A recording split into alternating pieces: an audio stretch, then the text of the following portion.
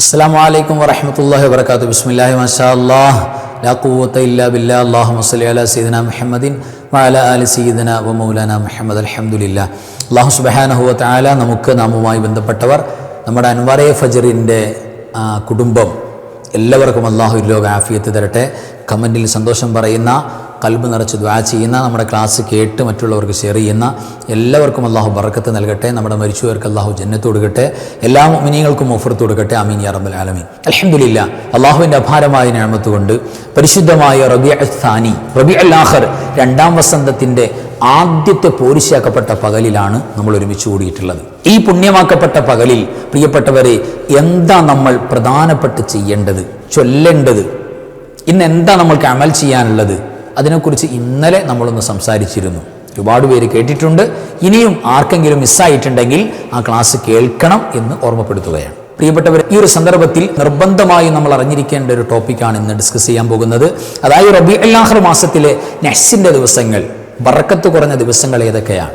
റബീഉൽ ആഖിറിൽ നമുക്ക് സാമ്പത്തിക നഷ്ടം, വരുമാന നഷ്ടം, മാനഹാനി, തകർച്ച, ഇതൊക്കെ ഉണ്ടാകുന്ന ചില ദിവസങ്ങൾ ഹദീസിൽ അടയാളപ്പെടുത്തിയിട്ടുണ്ട്. ആ ദിവസം ഏതാണ്? റബീഉൽ ആഖിർ എന്ന് പറയുന്ന ഈ മാസത്തിൽ ഒരിക്കലും ചെയ്യാൻ പാടില്ലാത്ത 4 കാര്യങ്ങൾ, അത് ഏതൊക്കെയാണ്? ഇതിനെക്കുറിച്ചാണ് നമ്മൾ സംസാരിക്കുന്നത്. അൽഹംദുലില്ലാഹ്. പ്രിയപ്പെട്ടവരെ, നമുക്ക് നോക്കാം. അതായത് ബറക്കത്ത് ഉദ്ദേശിച്ചുകൊണ്ട്, വിജയം ഉദ്ദേശിച്ച്, ഫത്ഹ് ഉദ്ദേശിച്ചുകൊണ്ട് നമ്മൾ തുടക്കം കുറിക്കുന്ന ഒരു വീടിൻ്റെ പണി തുടങ്ങലായാലും, അതേപോലെ തന്നെ വീട് താമസം തുടങ്ങലായാലും, ഒരു സ്ഥാപനത്തിൻ്റെ പണി തുടങ്ങൽ, അതിൻ്റെ പ്രവർത്തനങ്ങൾ സ്റ്റാർട്ട് ചെയ്യൽ, എന്തും, പുതിയ വാഹനം വാങ്ങൽ, ഡെലിവറി ചെയ്തെടുക്കുക, വാഹനം വാങ്ങുക, അതുമായി ബന്ധപ്പെട്ട കിണർ കുഴിക്കുക, അല്ലെങ്കിൽ നമ്മളൊരു സ്ഥാപനം സ്റ്റാർട്ട് ചെയ്യുക, ഇത്തരം കാര്യങ്ങളെല്ലാം വിജയം ഉദ്ദേശങ്ങൾ ചെയ്യാൻ, ആ കാര്യങ്ങൾ ചെയ്യുന്നതിൽ ഈ പറയുന്ന ദിവസം ഒരു 10 ദിവസം നമുക്ക് കാണാൻ പറ്റും ഈ മാസത്തിൽ. ആ ദിവസം ചെയ്യാതിരിക്കലാണ് നല്ലത്. ചെയ്ത നരകത്തിൽ പോകുന്നു, ഹറാമാണെന്നും അല്ല. പക്ഷേ ബറക്കത്ത് കുറയാൻ സാധ്യതയുണ്ട് എന്ന് മഹാന്മാരായ അൽ ഉലമാ, ഏതെങ്കിലും ഉയര് പറഞ്ഞു എന്നല്ല, മഹാരഥന്മാരായ പണ്ഡിതന്മാർ അടയാളപ്പെടുത്തിയ ദിവസം പ്രിയപ്പെട്ടവരെ പറയുന്നു. വിനീതൻ പറയുന്നു എന്ന് മാത്രമേ ഉള്ളൂ. അവർ പറഞ്ഞതെടുത്ത് പറയുന്നു. ആവശ്യമുള്ളവർക്ക് അല്ലെങ്കിൽ പരിഗണിക്കുന്നവർക്ക് സ്വീകരിക്കാമെന്ന് മാത്രം. അൽഹംദുലില്ലാഹ്. അപ്പം നമുക്ക് നോക്കാം ഏതൊക്കെ ദിവസമാണ് ഇത്തരം കാര്യങ്ങൾ നമുക്ക് ചെയ്യാനും തുടങ്ങാനും പറ്റാത്ത ദിവസങ്ങൾ, ഈ 10 ദിവസങ്ങൾ. അപ്പോൾ അൽഹംദുലില്ലാഹ് പ്രിയപ്പെട്ടവരെ, നമുക്ക് ഏതൊക്കെയാണ് നഹ്സിൻ്റെ ദിവസങ്ങളായി മഹാന്മാർ അടയാളപ്പെടുത്തിയ 10 ദിവസങ്ങളെന്ന് നോക്കാം. ഈ റബീഉൽ ആഖിറിൽ റബീഉൽ ആഖിർ 3, അതേപോലെ തന്നെ 5, 13, അതേപോലെ 15, 18, 21, 24, 25, 28, ഇത്രയും ദിവസങ്ങളാണ്. ഇതിൽ നമ്മൾ പ്രത്യേകിച്ച് കൂടുതൽ നഹ്സുള്ളതായി നബി സല്ലല്ലാഹു അലൈഹി വസല്ലം തങ്ങൾ പറഞ്ഞു, തദ്ഹബു ബിൽ അംവാൽ, ധനം നഷ്ടപ്പെടാൻ വലിയ സാധ്യതയുണ്ട്. പ്രത്യേകിച്ച് വലിയ ബിസിനസ്സുകാരും ക്യാഷ് അങ്ങോട്ടും ഇങ്ങോട്ടൊക്കെ ക്രയവിക്രയം ചെയ്യുന്ന ആളുകളുണ്ടല്ലോ, അവരൊക്കെ പ്രത്യേകം, കച്ചവടക്കാരൊക്കെ പ്രത്യേകം ശ്രദ്ധിക്കണം. സാമ്പത്തിക നഷ്ടം വരാൻ സാധ്യതയുള്ളൊരു ദിവസമുണ്ട് ഈ റബീഉൽ ആഖിറിൽ. ആരാ പറഞ്ഞത്? പുണ്യ റസൂലാണ് സല്ലല്ലാഹു അലൈഹി വസല്ലം. മഹാന്മാരെ രേഖപ്പെടുത്തിയിട്ടുണ്ട്. അതുപോലെ തന്നെ മാനഹാനി ഉണ്ടാകും, പല അപകടം വരാൻ സാധ്യതയുണ്ട്. അതുകൊണ്ട് ആ ദിവസം ഒന്ന് ശ്രദ്ധിക്കുന്നത് നല്ലതാണ്. അത്തരം ദിവസങ്ങളിലുള്ള ഇടപാടുകൾ ഒന്ന് നോക്കി കൈകാര്യം ചെയ്യുക, അല്ലെങ്കിൽ ആ ദിവസം ഒന്ന് മാറ്റിവെക്കുക. അങ്ങനെ ഒരു ദിവസം കൂടെ പ്രിയപ്പെട്ടവർ ഇതിൻ്റെ അകത്ത് പ്രത്യേകം ശ്രദ്ധിക്കണമെന്ന് പറഞ്ഞിട്ടുണ്ട്. അത് റബീഉൽ ആഖിറിൻ്റെ 18ാമത്തെ ദിവസമാണ് എന്നാണ് പുണ്യ റസൂൽ സല്ലല്ലാഹു അലൈഹി വസല്ലം അതിൽ പറഞ്ഞിട്ടുണ്ട്. റബീഉൽ ആഖിർ 18 വളരെ സൂക്ഷിക്കണമെന്നാണ്. പിന്നെ എല്ലാ അറബി മാസത്തിൻ്റെയും ലാസ്റ്റ് ബുധനാഴ്ച അത് നഹ്സുള്ള ദിവസമാണ് എന്ന് ഉലമാക്കൾ പറഞ്ഞിട്ടുണ്ട്. അപ്പോൾ ഈ ദിവസങ്ങളൊക്കെ പരിശോധിക്കുമ്പോൾ ഒരു 10 ദിവസം നമ്മൾ പ്രത്യേകം ശ്രദ്ധിക്കേണ്ട ദിവസമായി വരുന്നുണ്ട്. പ്രത്യേകിച്ച് റബീഉൽ ആഖിർ 18 പ്രത്യേകം പരിഗണിക്കണം എന്ന് ഉലമാ പറഞ്ഞിട്ടുണ്ട്, ഹദീസിൽ പറഞ്ഞിട്ടുണ്ട്. ഇവിടെ നമ്മൾ ശ്രദ്ധിക്കേണ്ട പ്രധാനപ്പെട്ടൊരു കേസ്, ഈ പറയുന്ന നമ്മൾ എണ്ണി പറഞ്ഞല്ലോ ഈ ദിവസങ്ങൾ ഒരു പക്ഷേ കയറി വരുന്നത്, പലപ്പോഴും ഈ ഡേറ്റ് കയറി വരുന്നത് തിങ്കളാഴ്ചയിൽ കയറി വരും, വെള്ളിയാഴ്ചയിൽ കയറി വരും. അപ്പോൾ എന്താ, ആ ദിവസത്തിൻ്റെ നഹ്സ്, ആ ദിവസത്തിൻ്റെ സഅദ് നഹ്സിനെ മറികടക്കും. അങ്ങനെയാണ് ഉണ്ടാവുക. ഇപ്പം നഹ്സിൻ്റെ ഒരു ദിവസമാണ് പെരുന്നാൾ ദിവസം വന്നത്, അറഫാ ദിനം വന്നത്, എത്ര പോരിശയ്ക്കാവുന്ന ഈ ദിവസത്തിനുള്ളത്. അപ്പം അതിൻ്റെ ചില്ലറ ബറക്കത്ത് കേടിനെ മറികടക്കുന്ന ബറക്കത്തുണ്ടാവും. അതുകൊണ്ട് തിങ്കളാഴ്ച, കോമൺ ആയിട്ടൊരു വിഷയം പറയാൻ, ഇത് പൊതു കായികയാണ്, തിങ്കളാഴ്ച ഏത് നഹ്സ് വന്നാലും ആ നഹ്സിനെ തരിപ്പണമാക്കി മറികടക്കുന്ന സഅദ്, വിജയം, ശകുനം മറികടക്കുന്ന വിജയം, ബറക്കത്ത് ആ ദിവസത്തിനുണ്ട്.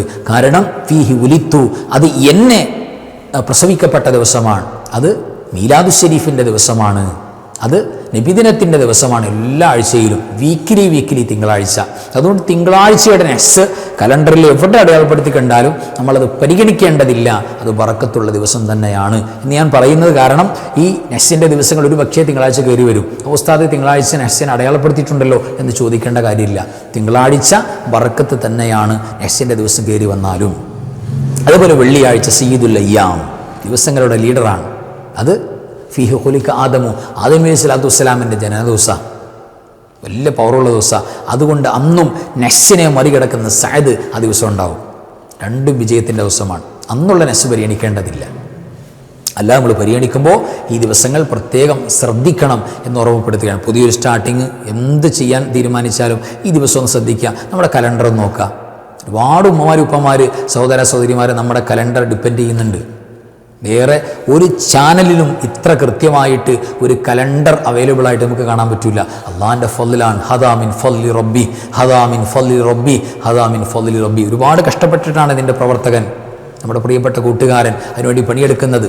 ഓരോ മാസവും നമുക്ക് കൃത്യമായിട്ട് അപ്ഡേഷനായിട്ട് നേരത്തെ ഉണ്ടാക്കി വെക്കാൻ പറ്റില്ല. ഇംഗ്ലീഷ് കലണ്ടർ പോലെ നമുക്ക് പിറ കണ്ടാലേ കലണ്ടർ തന്നെ നമുക്ക് സെറ്റപ്പ് ചെയ്യാൻ പറ്റുള്ളൂ. അപ്പോൾ അങ്ങനെ അധ്വാനിക്കുന്നുണ്ട്. അപ്പോൾ നിങ്ങളെല്ലാവരും ദ്വാരക്കണം. അൽഹംദുലില്ലാഹ്, അതിൻ്റെ നന്മകൾ നമ്മൾ തേടണം. ആ കലണ്ടർ നമ്മൾ നോക്കണം. ഏത് കാര്യം ഫിക്സ് ചെയ്യാനാണെങ്കിലും, ദുനിയവിയായിട്ട് ഉഖറവി ആയിക്കോട്ടെ, ഡേറ്റ് ഫിക്സ് ചെയ്യുമ്പോൾ കലണ്ടർ നോക്കണം. അൽഹംദുലില്ലാഹ്, വലിയ സൗകര്യമല്ലേ നമുക്ക്, എവിടെ അത് കിട്ടുക? അപ്പോൾ അങ്ങനെ റബീഉൽ ആഖിർ മാസത്തിൽ നമ്മൾ പ്രത്യേകം ശ്രദ്ധിക്കേണ്ട നെസ്സുള്ള ദിവസങ്ങൾ നമ്മൾ പറഞ്ഞു. ഇനി നമുക്ക് പറയാനുള്ള ഈ റബീഉൽ ആഖിർ ഒരിക്കലും ചെയ്യാൻ പാടില്ലാത്ത 4 കാര്യമാണ്. ഈ കാര്യങ്ങളുമായി ബന്ധപ്പെട്ട എന്താ കുഴപ്പമെന്നറിയോ?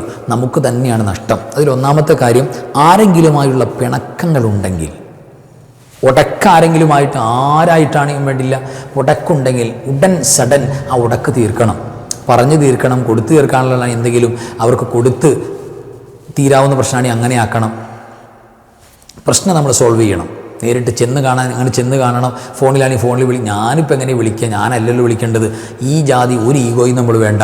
അൽഹംദുലില്ലാഹ്, നമ്മുടെ പരലോക രക്ഷയ്ക്കാണ്, നമ്മുടെ അമലുകളുടെ സ്വീകാര്യതക്കാണ്. ഒരു കുഴപ്പമില്ല, നമുക്ക് ദറജ കൂടും. അവനാണ് കുഴപ്പമുണ്ടാക്കിയത്, അവനാണ് മിണ്ടേണ്ടത് എങ്കിൽ പോലും നമ്മൾ തുടങ്ങിയാൽ, നമ്മൾ സലാം പറഞ്ഞു തുടങ്ങിയാൽ ഭയങ്കര ദറജ.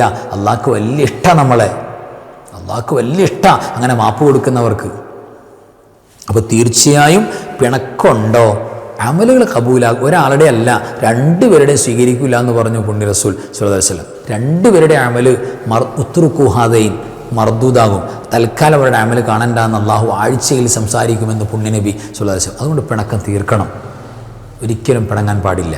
ഈ മാസമല്ല, ഒരു മാസവും പാടില്ല. ഈ മാസത്തിൽ പ്രത്യേകിച്ച് നമ്മുടെ നന്മകളൊക്കെ നഷ്ടമായി പോകും, ഓർക്കണം. രണ്ടാമത്തെ, മാതാപിതാക്കൾ, നമ്മുടെ ഉസ്താദുമാർ, അവരുടെ വെറുപ്പ് സമ്പാദിക്കുന്ന അവസ്ഥ ഉണ്ടാകാൻ പാടില്ല. ബൈ ചാൻസ് ഉണ്ടായാൽ എന്ത് വില കൊടുത്തും കാലിൽ വീണിട്ടാണെങ്കിലും അവരോട് പൊരുത്തം ചോദിച്ച് ഇഷ്ടത്തിലാകണം, സ്നേഹത്തിലാകണം, പൊരുത്തത്തിലാകണം. അല്ലെങ്കിൽ ദുനിയാവും ആഖിറും ഖബറും മരണവും സക്കറാത്തും എല്ലാം പ്രയാസത്തിലാവും. ഒരു രക്ഷയില്ല. തഹജ്ജുദ് മുടങ്ങാതെ നിസ്കരിക്കുന്ന ആളാണ്. ഉമ്മാക്ക് ആളോട് ഇച്ചിരി ഇഷ്ടക്കേടുണ്ടെങ്കിൽ ആ തഹജ്ജുദ് കൊണ്ട് നരകത്തിൽ പോയി കിടക്കാന്നല്ലാതെ സ്വർഗം കാണാൻ അവർക്ക് ഭാഗ്യമില്ല. ഉമ്മായും ബാപ്പായുമായുള്ള പിണക്കം വളരെ സൂക്ഷിക്കണം. അവരോട് സംസാരം വളരെ സൂക്ഷിക്കണം. പെട്ടെന്നുള്ള മരണം ഉണ്ടാകാനൊക്കെ കാരണമാവും. ആയുസ് പെട്ടെന്ന് അല്ലാഹു വെട്ടിമുറിച്ച് കളയും. ജീവിക്കാൻ അനുവാദമില്ല അവനക്ക്. കാരണം അവൻ ഉമ്മയോട് ബാപ്പയോട് ദേഷ്യപ്പെട്ടവനാണ്. അപ്പോൾ എന്തെങ്കിലും ഉണ്ടാകുമല്ലോ, നമ്മൾ വിവരമില്ലായ്മ ഈമാൻ കുറവല്ലേ, അപ്പോൾ അവർക്ക് എന്തെങ്കിലും ഹദിയ കൊടുത്തിട്ട് പൊരുത്തപ്പെടിക്കുക. ആ ഉസ്താദുമാരോട് പിണങ്ങി നിൽക്കുക ഭയങ്കര പ്രശ്നമാണ്. പൊരുത്തക്കേടെന്ന് പറഞ്ഞാൽ ആഖിബത്തിലേക്കാണ് കണക്ഷൻ. അവസാനം മരണം ഇടങ്ങേറായി പോകും. കിലമ എല്ലാം പറ്റില്ല. സക്കറാത്തിൻ്റെ മൂമെൻറ്റ് പ്രയാസമായി പോകും. അപ്പോൾ ആ പ്രശ്നങ്ങൾ ഉണ്ടാകാൻ പാടില്ല. ഒരിക്കലും അങ്ങനെ ചെയ്യാൻ പാടില്ല. ഇനി നോക്കിക്കോളൂ, മൂന്നാമത്തെ ഒരു കാര്യം, മറ്റൊരാളെ വേദനിപ്പിക്കുന്ന വാക്കോ നോക്കോ വോയിസോ സ്റ്റിക്കറോ, ഇന്നിപ്പോൾ വാട്സപ്പ് ഫേസ്ബുക്കിൻ്റെ ഒക്കെ കാലമാണല്ലോ, എന്തിലൂടെയും ഏത് മാധ്യമം വഴിയാണെങ്കിലും മറ്റൊരാളെ വേദനിപ്പിക്കുന്ന ഒരു കാര്യം നമ്മൾ ചെയ്യാൻ പാടില്ല. ഹജ്ജ് ചെയ്താലും പൊറുക്കപ്പെടാത്ത പാപമാണ്. ഈ ഹജ്ജ് ചെയ്ത് ലാസ്റ്റ് ഒരു ഹജ്ജ് അങ്ങോട്ട് ചെയ്തിട്ട് കയറി പോകാമെന്ന് കരുതിയാൽ പറ്റില്ല. മറ്റൊരാളെ വേദനിപ്പിച്ചാൽ അയാൾ മാപ്പ് തരാതെ ഒരടി സ്വർഗത്തിലേക്ക് കാലുവെക്കാൻ പറ്റില്ല. അത് എത്ര വലിയ ആളാണെങ്കിലും. ഞാൻ വലിയ ആളായിരുന്നല്ലോ പറഞ്ഞിട്ട് കാര്യമില്ല. വേറൊരാളെ വേദനിപ്പിക്കുക എന്ന് പറഞ്ഞാൽ അത് ഈ ലോകത്ത് തന്നെ അനുഭവിച്ച് തീരേണ്ട ഒരു വിഷയമാണ്. പരലോകത്ത് എന്നാൽ അവിടെയും 2 അടി കിട്ടും. അതുകൊണ്ട് ഒരു കാരണവശാലും മറ്റൊരാളെ നമ്മൾ വേദനിപ്പിക്കാൻ പാടില്ല. അത് 1 മാസവും പാടില്ല. പ്രത്യേകിച്ച് ഈ ഷഹ്റുൽ ഔലിയാ, എല്ലാവർക്കും മാപ്പ് കൊടുക്കുന്ന, എല്ലാവരെയും സ്നേഹിക്കുന്ന, എല്ലാവരെയും ഏറ്റെടുക്കുന്ന മഹാന്മാരായ ഉമ്മത്തുകളുടെ ഒരു മാസമാണ്. മാസത്തിൽ ഒരിക്കലും പാടില്ല. അത് പ്രത്യേകം നമ്മൾ ഓർക്കേണ്ടതാണ് എന്ന് നമ്മൾ മനസ്സിലാക്കുക. വേറൊരാൾ വേദനിപ്പിച്ചാൽ നമ്മുടെ അമല് കൊടുക്കേണ്ടി വരും. ഒന്നും കൊടുക്കാനില്ലാതെയാകുമ്പോൾ അയാളുടെ തിന്മ നമ്മൾ പേറേണ്ടി വരും. കള്ള് കുടിക്കാതെ കള്ളുകുടിയനായിട്ട് നമ്മൾ നാളെ ഖിയാമത്ത് നാളിൽ നിൽക്കേണ്ടി വരും. കാരണം നമ്മൾ വേദനിപ്പിച്ച കള്ളുകുടിയനെയാണ്. ഒരാളെയും പ്രയാസപ്പെടുത്താൻ പാടില്ല, വേദനിപ്പിക്കാൻ പാടില്ല. ഒരാളെയും മാനസികമായും ശാരീരികമായും പ്രയാസപ്പെടുത്താൻ പാടില്ല. വലിയ വില കൊടുക്കേണ്ടി വരും. അല്ലാഹു നമ്മളെ കാക്കട്ടെ. ആമീൻ യാ റബ്ബൽ ആലമീൻ. 4-മത്തൊരു കാര്യം, മഹാന്മാരായ ഔലിയാക്കളോടുള്ള മഹബത്ത്, സ്നേഹമുള്ള ഈമാൻ. നെഞ്ചകത്ത് ഇച്ചിരി സ്നേഹം ഉണ്ടെങ്കിൽ ഔലിയാക്കളോട് സ്നേഹം ഉണ്ടാവും. അത് ഖുർആൻ പറഞ്ഞിട്ടുള്ള കാര്യമാണ്. ഖുർആനിൻ്റെ സൂറത്തുകൾ തന്നെ ഔലിയാക്കളുടെ പേരിലാണ്. ഓരോ സൂറത്തുകൾ ചിലത് പരിശോധിക്കുമ്പോൾ ആ സൂറത്ത് തന്നെ ഔലിയാക്കളുടെ പേരിൽ. ഔലിയാക്കൾ ചുമ്മാ കിടന്നുറങ്ങിയ ഒരു ഗുഹ, അതിനെക്കുറിച്ച് തന്നെ ഒരു വലിയ സൂറത്ത്, പ്രഗത്ഭമായ സൂറത്ത്.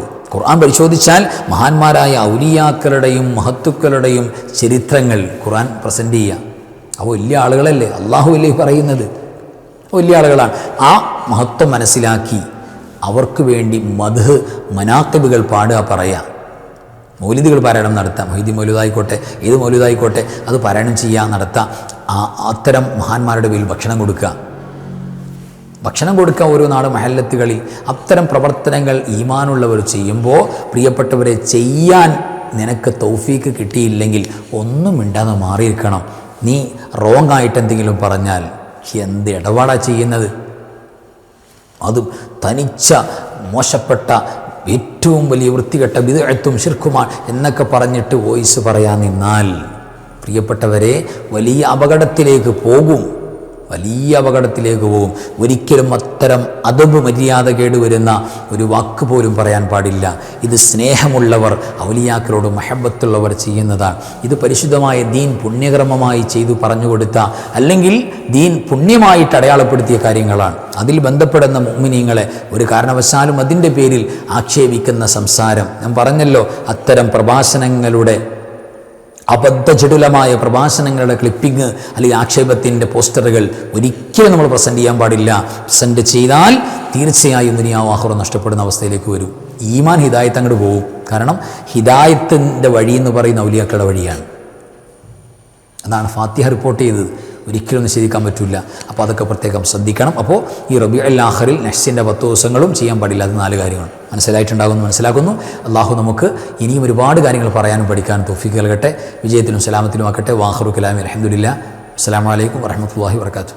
ബിസ്മില്ലാഹി മാ ശാ അല്ലാഹ് ലാ ഖുവത ഇല്ലാ ബില്ലാഹ് മാ ശാ അല്ലാഹ് കുല്ലു നിഅമതിൻ മിനല്ലാഹ് മാ ശാ അല്ലാഹ് അൽ ഖൈറു കുല്ലുഹു ബിയദില്ലാഹ് മാ ശാ അല്ലാഹ് ലാ യസ്രിഫു السوء إلا الله بسم الله ما شاء الله لا قوة إلا بالله ما شاء الله كل نعمة من الله ما شاء الله الخير كله بيد الله ما شاء الله لا يصرف السوء إلا الله بسم الله ما شاء الله لا قوة إلا